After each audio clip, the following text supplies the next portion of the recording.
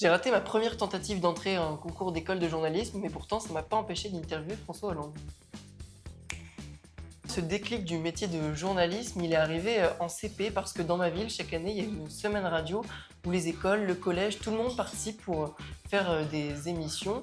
Et moi, j'avais participé à une émission avec des joueurs de l'équipe du Mans. Donc j'avais adoré, c'était ma première approche avec le métier de journaliste et d'animateur radio. J'en étais resté là, j'avais continué de faire des émissions de temps en temps, chaque année lors de cette semaine radio. Et en 2017, j'ai participé à un focus métier sur le métier de journaliste. C'est ce qui m'a un peu fait aussi un deuxième déclic sur le fait que je voulais devenir journaliste et animateur radio et télé. Je me suis dit qu'il fallait que je me lance, que j'aille dans une école de journalisme pour continuer d'apprendre ce métier. J'ai fait une première tentative à l'IUT de Lannion, sauf que j'ai été refusé, j'ai pas été pris dans les entretiens.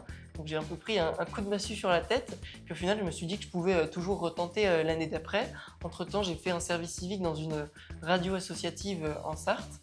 Et après, j'ai retenté le concours de cette école et cette fois-ci, j'ai été pris. S'il y a un message que je dois porter à vous qui nous regardez, c'est surtout de ne pas lâcher et de toujours persévérer dans ce dont on a envie de faire. Quand on a une idée en tête, il faut tenter d'y arriver par tous les moyens, même essayer de trouver des chemins de traverse par lesquels il est possible d'y arriver pour toujours tenter d'arriver à ce dont on rêve le plus.